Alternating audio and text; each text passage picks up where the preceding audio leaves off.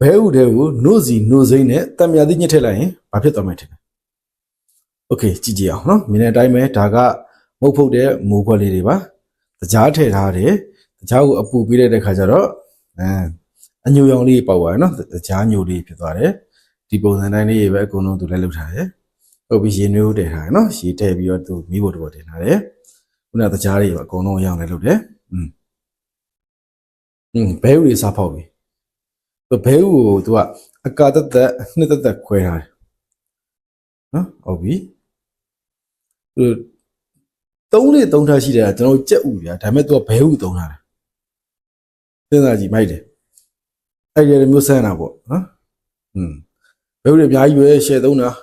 ဟုတ်ပြီတော်တော်များကြုပ်ဘေးတော့အကတ်လိုက်တယ်နဲ့ဟာနှလုံးဘူးထွက်လာနော်ဘဲဥတဲ့အနှစ်ကအနှစ်နှလုံးနဲ့တွားမိုက်နေဟုတ်ပြီနှစ်တွေခောက်လိုက်ပြီဟုတ်ပြီနှုတ်စိမ်းရင်စားထည့်လိုက်ပြီ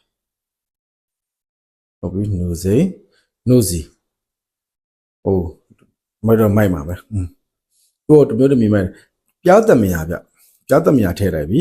အရန်အချင်းတက်လည်းမပွားသလိုအရန်လည်းမချိုချင်းလေးနော်ပြားတက်မရထည့်လိုက်ပြီခုနကအကုန်လုံးထည့်ခောက်ထားတဲ့ဥစ္စာပြန်စစ်ချပြန်စစ်ချအဲ့တော့ဟိုကျုပ်sorry ဘဲဥထဲမှာ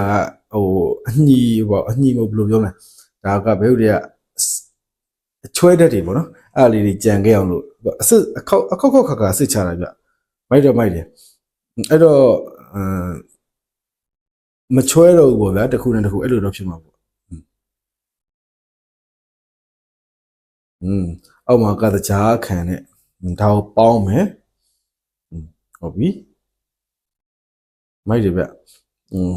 ဟုတ်ပြီအလူမီနီယံဖရင်လေးနဲ့လေတခြားပတ်ပြီးတော့ပေါင်းပါငါပြောရတော့တော်တော်များသုံးတယ်နော်ငါပြောရတဲ့ခံပြီးတော့စိတ်အောင်ဓာတ်လေးနဲ့ဆိုအေးပေါ့အမြင်တစ်မျိုးပြောင်းတာပေါ့ဒါကိုသူအကုန်ပေါင်းပါအပေါက်လေးဖောက်လိုက်တော့ပိုကောင်းမယ်ဗျအဲ့ပေါ်မှာလေအပေါင်းဖောက်လိုက်ဘာမှမဖြစ်ပါဘူးဒါပေမဲ့ဖောက်လိုက်တော့ပို့ပြီးတော့မြန်တာပေါ့နော်ကြက်တာပိုမြန်တာပေါ့အပေါ်ကျော်ပိုတင်းတာမြန်တာပေါ့အငွေ့ပြန်မကြတော့လေနော်ဟုတ်ပြီပေါင်းလာလိုက်ပြီရပါပြီဘဲဥပူတင်းပေါ့နော်ဘဲဥပူတင်းတော်မိုက်ပါတယ်အိမ်မှာ try ကြည့်လို့ရပါတယ်ခင်ဗျာ